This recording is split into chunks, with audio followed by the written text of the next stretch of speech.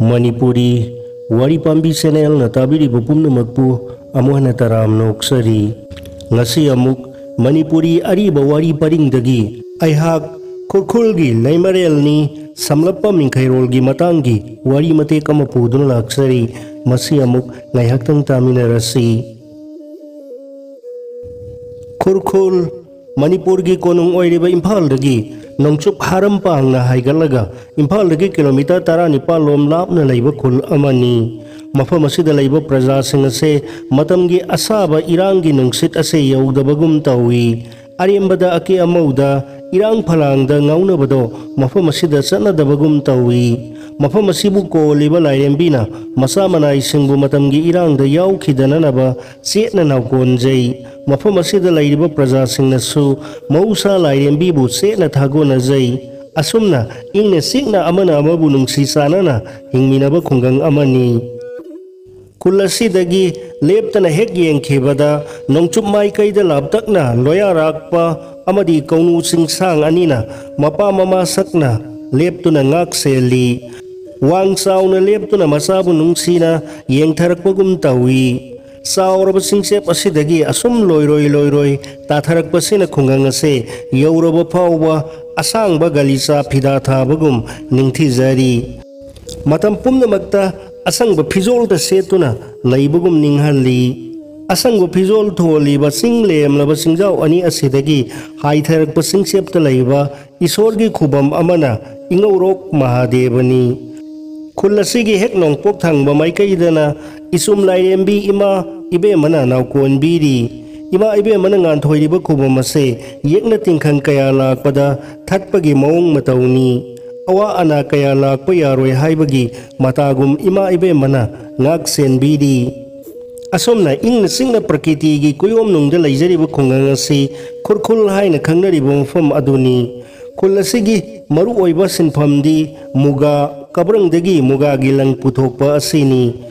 mafam ataigi muga langdagi khurkhul muga asina maming chatpa singthana ba heli asigumba maming lairaba muga lang asi mamangaidagi khurkhul hairiba khungang asina leptana puthoktuna lakli aikoina muga lang hairaga makhal ani thongna khaidokpa yai madudi kege manasabi tilna puthokpa muga lang ama aduga atopa amana kabrang chak mana malbari sabatil amana puthokpa kabrangi muga lang ama muga makhal ani mak khurkhul hairiba khulasina puthokpa ngamni adubu kabrangi mugalang asina hena maru oiba sinpamdi kabrangi mugalang puthokpa asibu oina khangnare mafam asida thoknari batin makhal asigi maming laimarel haiduna kaungnai maram asina til asibu khurkhul laimarel hairga su khangnai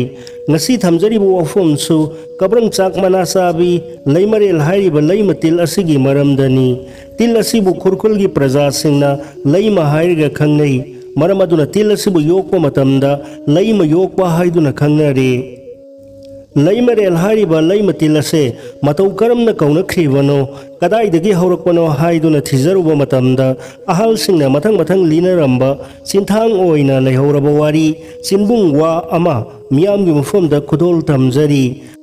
ahal singna somna su takpirami laimarel hariba kabrang til ase kaboromdagi haurakpani aduga aikoigi lamdam asida kona lakhibani aduga kaboga aikoiga su sadanawda punbagi mari leinai haina di takpirami adubu sapsaba kumja akupa marol adudi phangjadabana hapsadre laimare nasina matau karamna aikoigi leibak asida lakhibano haibagi wari ado thamjari thaina mamangaida kaboda yamna matik magul lairaba ningthau ama palami hai ningthau asigi maharani laima ama lairami asumna maharani asiga laibak wayel thauda tauduna ingna singna laibak mara tapna palami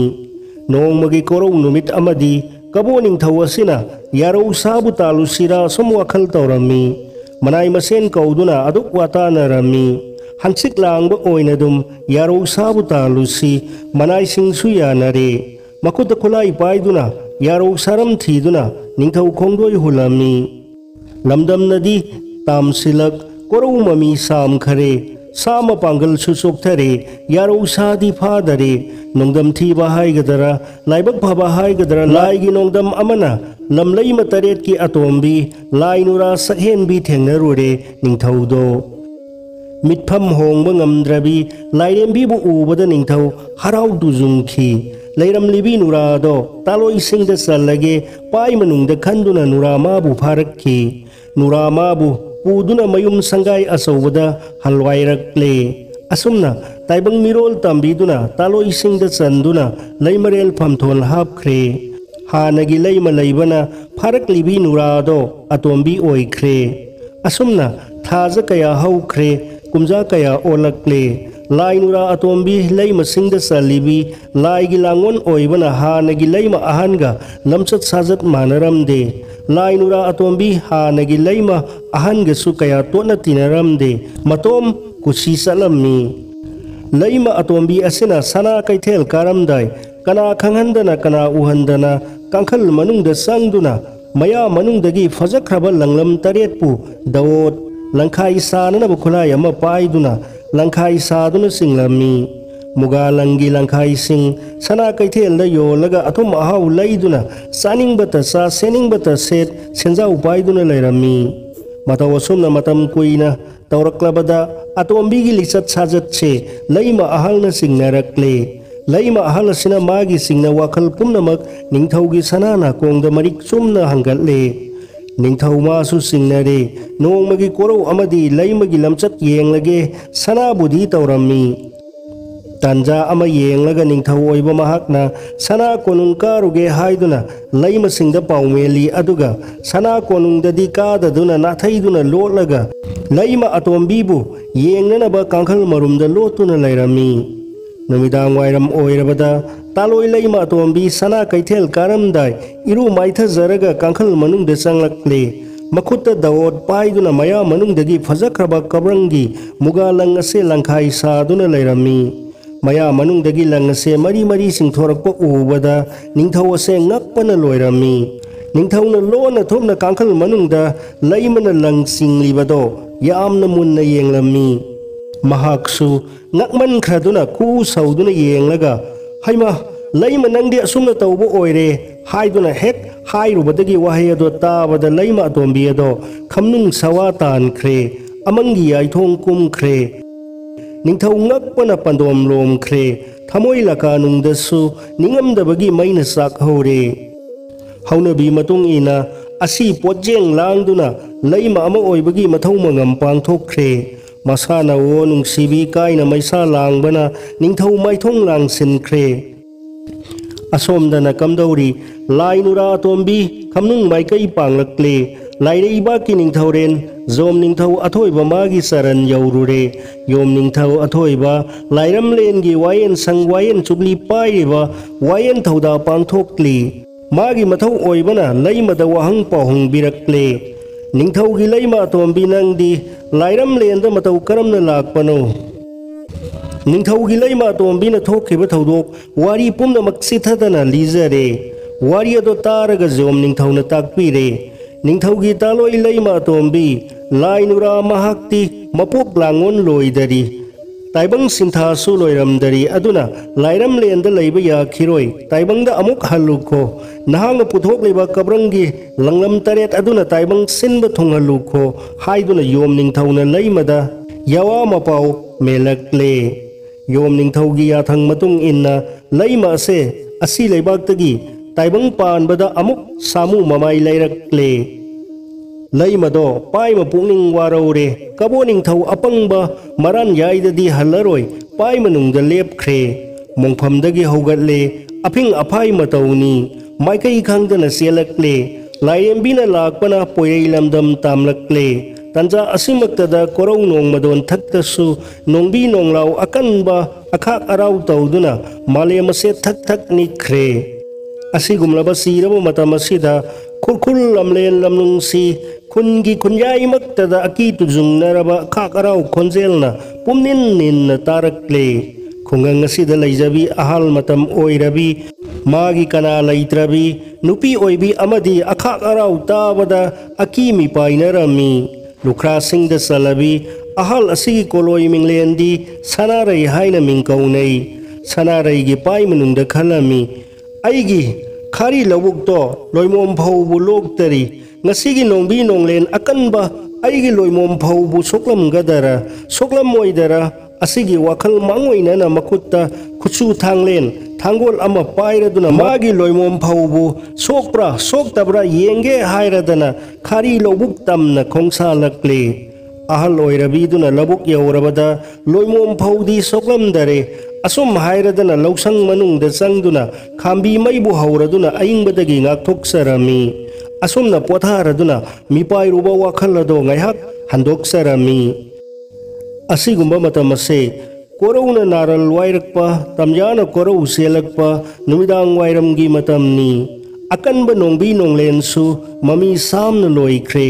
korau nong madon thattagi arangba mangal pirakle ngangrana numit ki masek mangal na yaibada labuk lamhang pumnamak mani mukta parengna pumlang lang na than bagum phajabagi mapa nairamde nganglaina na tariba phaugi sarong mapaina loiroi ta khriba korau hanbagi masek mangal na yaibada sanagi liklang parengna mapai ta bagum asuki matik ningthi zarami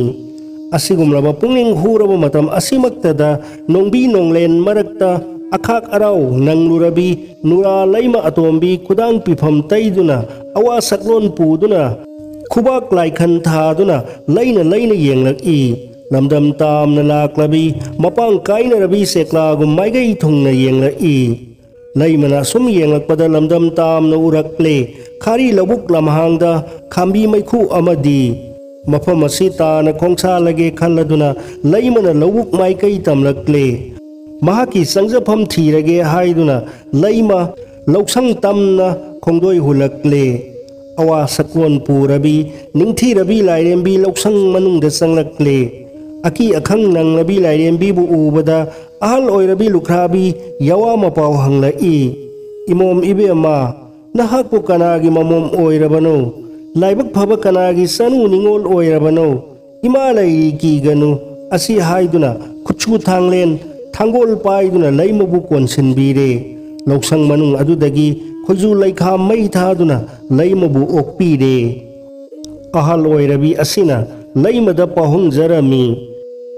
imagi be manahakpu lamdam tamna ki tujung aduna lakpa mali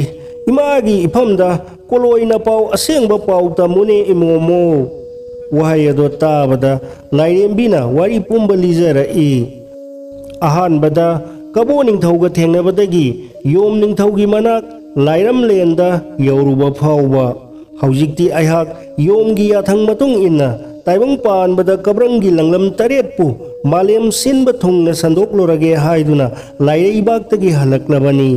apangba kabo ningthaugi maran yaidadadi amuk hanna changlaroi khalladuna samu imai phauba oludare maram asidagi mafam asida laklibani wahai singa se tabada ahal sina hairei adu oirabadi laibak thibana imagi suisai su amatta laijade maram aduna imom nangbu isa sakna naw kolage ngasidagi imaga laiminarurasi aduna imagi yummai kai panglasi yawa mapau tabada laimana paukhumjarai palem ima ibema ngasi korau nong sidadi lausang sida laijaramage hayeng inung ngalaga aibu laubu lakpiu aihakpu nasa sakna naw konbiu aisu imagi nathanungda namom sakna laijage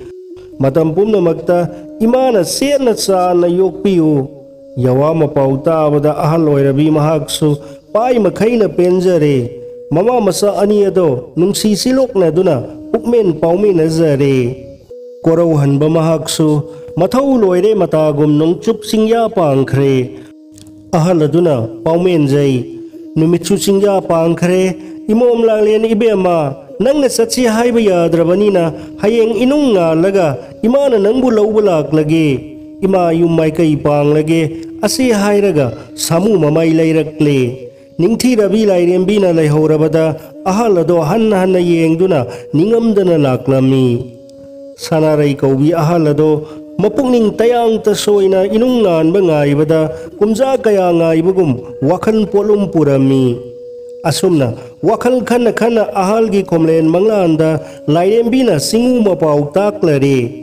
पलेम इमा इबेमा हयेंग इनुंगा लगा इमा की खारी लबुकता हौरिबा तला Pammel मथक्ता नमोमदी कुरा कोइने तोंगदुना लैजरमगे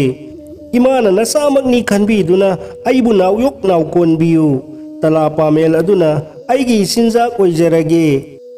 अहल मतम ओइरबी इनुंग सोरा तैना nganbada khari lawuk tamna khongsa lakle ningthi rabi lairembi lausang manungdadi lairamdre imagi mom ibema nahak pu kadai da lairage haiduna thirakpada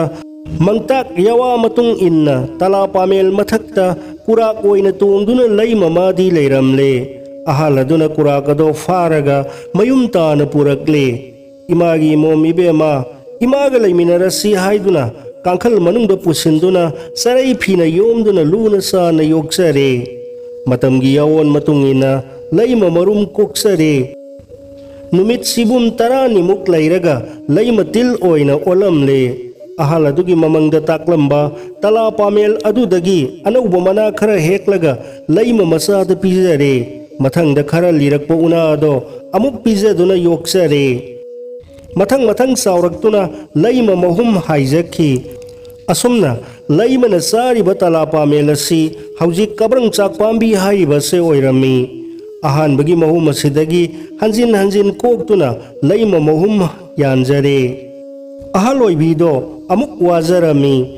असुक याम महुम सिंग असिबु कदाइदा थमलसिगे नोमगी खोमलेन मंगलांदा अमुक ताकपीररे आइगी इहुमसे कोरौ मैसादा फौरगा लंगनाई सफुदा हापलगा खांबी मैबु हौदुना लंग ओइना नाइबियु असि हाइदुना ताकपीरे लंग नाइबगी मौंग खेरे हाइदुना खंगनरिबा लंग खुनायसे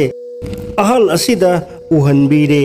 मंगताकदो निंगसिंगना लंगनाई सफुदा हापतुना लंग नाइबा हौरमी फंगलकलिबा कब्रंगी लंगसिंग असे दवोट अमा पाइदुना लंखाई ओइना सांदोकलमी दवोट असिसु मंगताक अदुदा उखिबा खुलाई अमनी मतम खरगी मनुंगदा लंखाई मसिंग यामलक्तुना लुखराबी असेना सरई फीबु फारे हाइदुना ख्वांगी फी ओइना सादुना सेलमी अहल असिना सेलकपा सरई फी अदो उबदा मियाम पुमनमक ngaknarami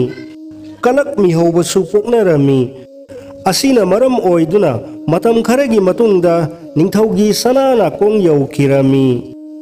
Laibaki ningthau angambana lukhrabibu fazaraba sarai phi ado selaga sana konungda karaktaba yade haiduna kaukhalami aduna fizola se setuna lukhrabi adusu konungda karami ningthauna fizola se ubada kalak mi hobo phaurami matau karamna phangakpa langna sabano haiduna ningthauna maram pumnamak hanglami thauda wari pumnamak adusu ahalasina marik sumna lizare wari singa do taraba matung ningthauna yathang tawrami masigi matung tabadadi maman yamlaba phajaba fijola se laima ningthau anga mathauna set kadabani misam prajana pangset set pe yararoi maramaduna matamaduda kabrangi muga phi ase anga mathau singi phamnai tunai ba singi phijet oina khanarami aduga kanagumba phamnaiba ningthau khanba misak amana karigumba thabak ama pangthokpa matamda mai paglakpa tarbadi khwaidagi sawba mana oina kabrangi muga phi ase pinarami masigi matungda ningthauna nakoigi khulkhul haiba khulasida kabrangi muga langyamna thokpa oijaro haiduna bor pibikhi adudagi phanglakpa lang aduna ningthauda sahigi oina langkhan tamlakadabani haiduna su takpirami yathang asigi matung ina khurkhulgi nupi pumnamak sanarai hairibi lukhrabi asidagi laimatil phaudi lauduna yokna khirami masidagi phanglakpa kabrangi mugalang asina lau sahi gi ningthauda langkhal tamlami lemhauba lang asina yolaga laita laira kanarami maramaduna lang ase puthokna bohonabada sahi supal leptana til laima yokna rami asumna khulasigi praja singna ningthaugi yathang kaidana niyom ngakna satharakpa sida ningthau su peladuna tawbimal khangba oina anawu yathang ama mukpirami madudi nakhoi khulkhulgi oina langkhan tamba asina maram oiduna nipa singna pekari satpa adusu toksaro haina takpi badagi dandi oina lairamba pekari satpa adusu tokhirami लंखल तंबा हाइबदी निंगथौदा सहीगी ओइना लंग पीबा पेकारी चटपा हाइबसिना लालुप काबा निंगथौगी पोथांग पुबनी असिगुम्बा फजख्रबा सना मचुगी महुम lung पुथोकलिबा करवंग तिल असिबु निंगथौगी लैमा लैमरेनगी सायोनी हाइदुना लैमरेल हाइना खंगनखिरामी असुमना खुरखुलदा फंगलिबा लैमा तिल असिबु खुरखुल लैमरेल हाइनसु कौनई कब्रंग मुगागी लंग पुथोकलिबा लैमरेल कब्रंग तिल योकपा असिबु खुरखुलगी इमा इबेल सिंगना लैमा योकपा हाइगा खंगनख्रे मतमदुदा निंगथौना लैमा योकपगी थबक असे लोया लमदा लैबा लोई कांगबुना ओइना योखलमी लम खुदिंगी पाक सना योखलमदे।